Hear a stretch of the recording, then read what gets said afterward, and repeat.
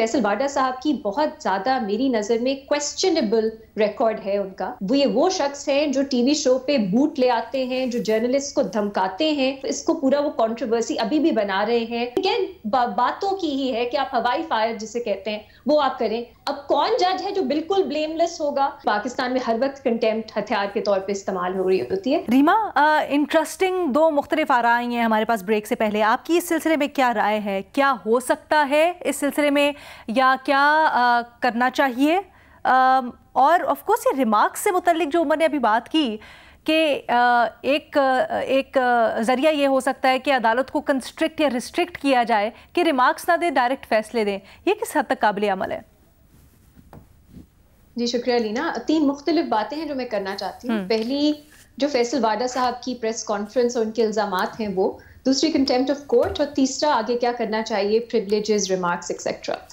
पहली बात, I don't know about you, लेकिन जब फैसल वाडा बात करते हैं पार्लियामेंट की सैंक्टिटी की, पार्लियामेंटेरियंस के रेप्यूटेशन की, तो मुझे बहुत खटकती है। क्योंकि मैं नहीं भूली कि कुछ साल पहले वो पार्लियामेंट में ही खड़ा होके, मेरा ख्याल है नेशनल असेंबली में, बात करते थे कि सैकड़ों कुछ पॉलिटिशियंस हैं पाकिस्तान में, उन्हें जो है किसी जीप के साथ घसीट के फिर लटका दिया जाए तो पाकिस्तान के सब मसाइल का हल निकल आएगा।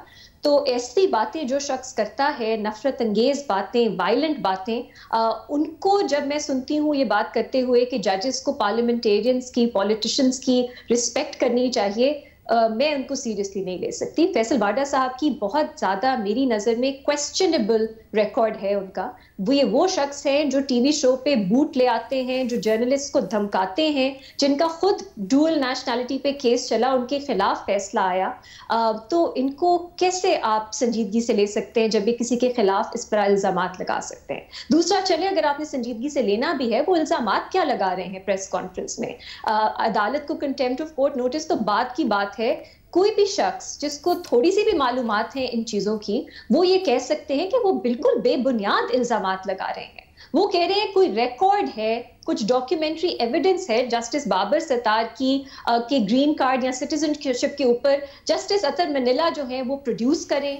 मतलब कौन सा रिकॉर्ड है, कौन सा कानून उन्हें पाबंद करता है कि ये रिकॉर्ड हो? जो सिटीजनशिप का मामला जो है जजेस की, कहाँ लिखा है कि जो चीफ जस्टिस हैं उन्हें वो as a matter of record रखना चाहिए? ये सब बातें वो रिटोरिकल कर रहे हैं, इसका कोई बुनियाद ही नहीं है। हमारा आइन, हमारा कानून कहीं भी ये नहीं कहता कि जजेस जो हैं वो डुअल नेशनैलिटी उनकी नहीं हो सकती। हमारा आइन पार्लियामेंटेरियंस के बारे में ये कहता है, जजेस के बारे में नहीं कहता। तो किस मेयार पे, किस बात पे ये वो इसको पूरा वो कंट्रोवर्सी अभी भी बना रहे हैं? और जबकि अब वो मानते हैं कि शायद जस्टिस बाबर सितार के पास ग्रीन कार्ड था, डुअल नेशनैलिटी नहीं थी, फिर भी वो इसको एक इशू बना रहे हैं। दूसरा, वो वही नीरा रिटोरिकल बातें, पॉपुलिस्ट बातें कि अदलिया ने इनको जो है बिट्रे किया, अदलिया ये नहीं करती, अदलिया का खुद रोल कितना बुरा रहा है, अदलिया केसेस में जो आम लोगों के कुछ नहीं करती, लेकिन इस केस में अदलिया जो है वो क्या करी। मतलब सही बात है, अदलिया का बहुत बुरा रिकॉर्ड है, लेकिन उसका क्या रिलेशनशिप है इस मामले से,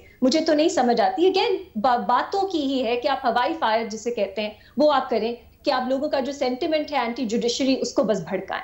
तीसरा, वो कहते हैं कि जजेस को ब्लेमलेस होना चाहिए, तो सुप्रीम जुडिशल काउंसिल कार्रवाई क्यों नहीं करती?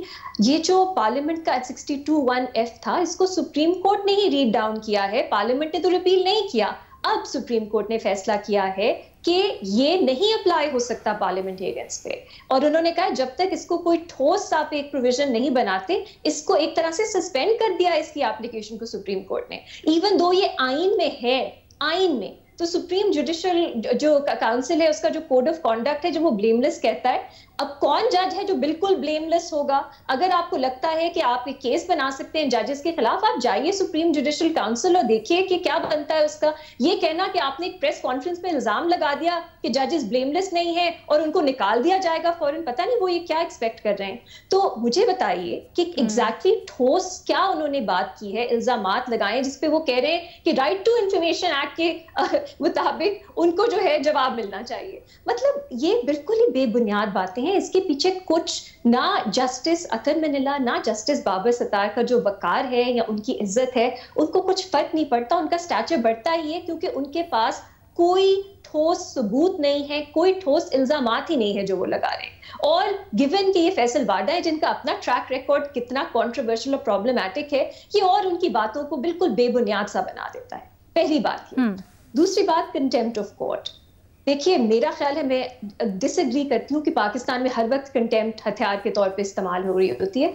जितनी तनकीद यहाँ जजेस की होती है, जितनी जुरिस्डिक्शंस मैं कवर करती हूँ, मैंने कहीं नहीं देखी इस कदर क्रिटिक। और बाय एंड लार्ज अदलिया रिस्ट्रेंट जो है वो शो करती है।